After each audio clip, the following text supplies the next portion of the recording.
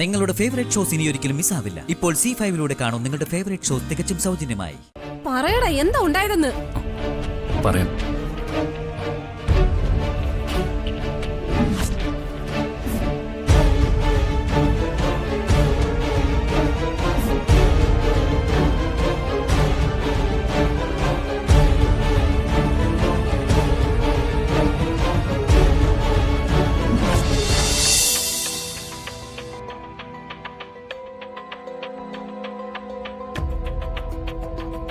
അന്വേഷണം സ്പീഡാക്കണം.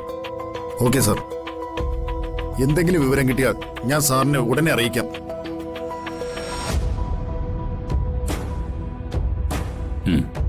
ഈ ക്രൈം ചെയ്തവൻ വളരെ ബുദ്ധിമാനാണ്.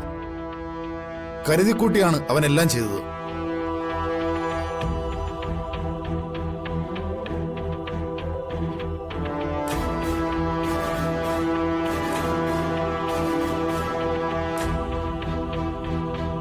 സർ, പ്രതി ആരാണെന്ന് കണ്ടെത്താൻ CCTV ദൃശ്യങ്ങളൊന്നും സഹായിച്ചില്ലേ? ഇല്ല. ക്യാമറകൾ സജ്ജീകരിച്ചിരിക്കുന്നത് മുഴുവൻ അവൻ കൃത്യമായി സ്റ്റഡി ചെയ്തതിനു ശേഷമാണ് ഈ ക്രൈമിന് മുതിർന്നത് തന്നെ.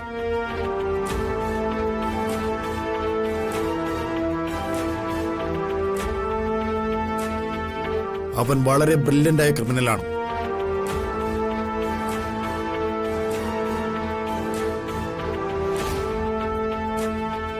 കാർത്തിക് വലിയ ബുദ്ധിമാനാണെങ്കിൽ എന്റെ വൈശാഖ അതിലും വലിയ ബുദ്ധിമാനാ.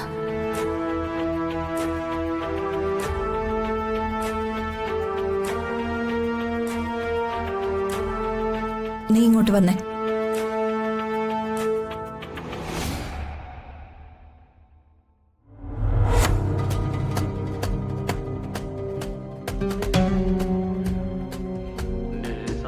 ഇവിടെ വന്നത് മുതൽ നിന്നെ ഞാൻ ശ്രദ്ധിക്കുന്നുണ്ടായിരുന്നു. എന്തോ ഒരു കള്ളത്തരം നീ മനസ്സിൽ ഒളിപ്പിക്കുന്ന പോലെ എനിക്ക് തോന്നുന്നുണ്ട്. അത് സംശയത്തിന്റെ കണ്ണുകളുകൊണ്ട് ദൈവം എന്നെ നോക്കുന്നതുകൊണ്ടാ. ഞാനങ്ങനെ ആവശ്യമില്ലാത്ത കാര്യങ്ങളിൽ സംശയിക്കുന്ന ഒരാളല്ല. ഇന്നലെ രാത്രി നീ പല പ്രാവശ്യം വാഷ്റൂമിലേക്കെന്ന് പറഞ്ഞ് പോകുന്നത് കണ്ടല്ലോ. സത്യം പറയടി, നീ എവിടേക്കാ പോയത്?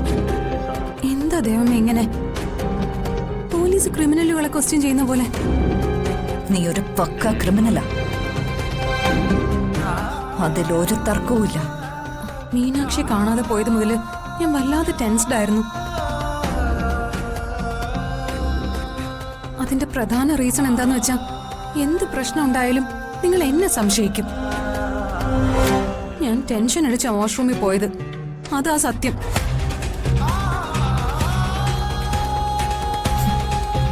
നീ ഒരു കാര്യത്തില് സത്യം പറയില്ലെന്ന് എനിക്കറിയാം. നേരെന്നറിയ നിന്റെ ജീവിതത്തിലെ നിഘണ്ടുവിലേ ഇല്ല.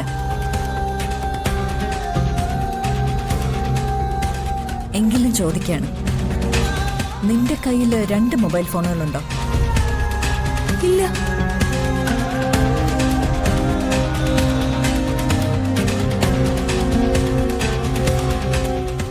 രണ്ട് മൊബൈൽ ഫോണുകളോ?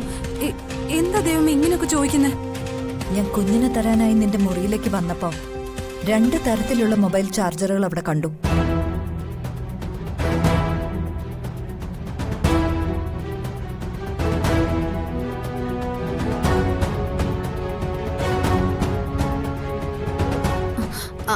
ചാർജർ ഒരെണ്ണം ആ മുറിയിൽ മുമ്പേ ഉണ്ടായിരുന്നു. മുമ്പ് താമസിച്ചവരാരെങ്കിലും വെച്ച് മറന്നതായിരിക്കും.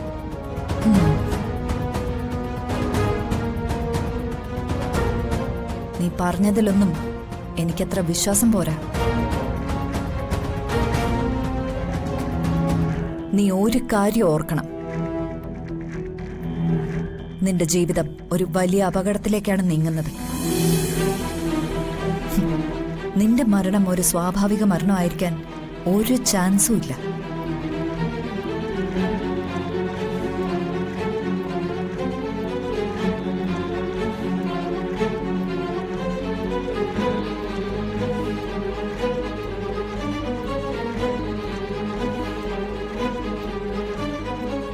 എന്റെ രണ്ടാമത്തെ മൊബൈൽ ഫോൺ ഇവർ കണ്ടെത്തിയ ഞാൻ പെടും.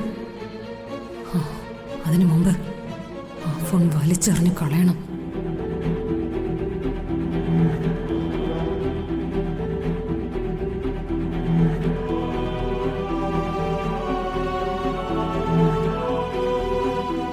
ഇവള് പറയുന്നതെല്ലാം കള്ളത്തരമാണ്.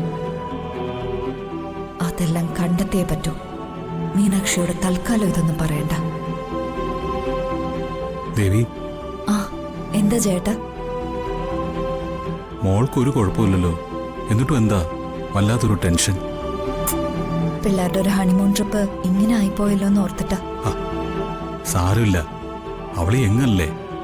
അവരുടെ വസന്തകാലങ്ങൾ ഇനിയും അങ്ങനെ അങ്ങ് കിടക്കല്ലേ.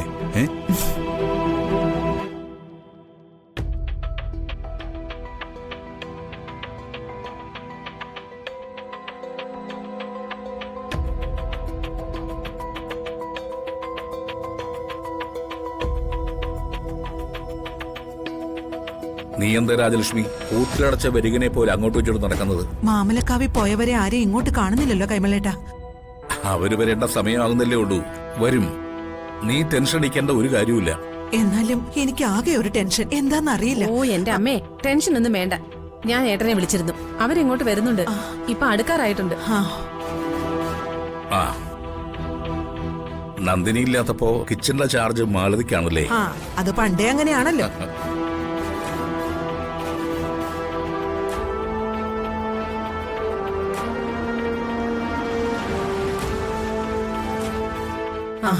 അവരെത്തിയല്ലോ.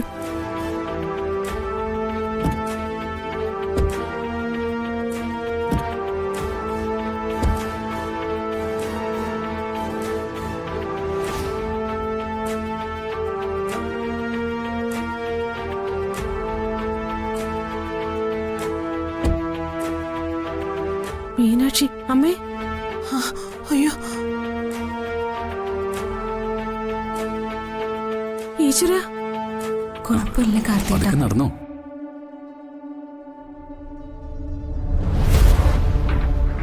സാവിത്രി, കൈമളേട്ടാ, അയ്യോ എന്റെ കുഞ്ഞ്. അയ്യോ എന്നെ മീനാക്ഷി കൊച്ചേ. മോളെ, മോളെ, മോളെ. കാർത്തി, എന്താ എന്റെ കുഞ്ഞിന് എന്ത് എന്താ പറ്റി? പറ്റിയേ? പേടിക്കണ്ട മുത്തശ്ശി, ഇപ്പൊ എനിക്ക് കുഴപ്പമൊന്നുമില്ല. കാർത്തി, ഇതെന്താ ഉണ്ടായത്? എന്താ ഉണ്ടായത്? എന്റെ കുഞ്ഞിനെ ആര് ദ്രോഹിച്ചത്?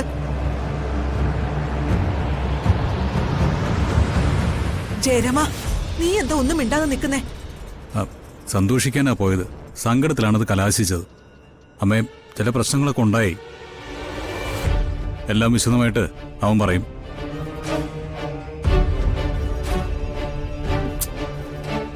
പറയടാ, എന്താ ഉണ്ടായതെന്ന്. പറയാം.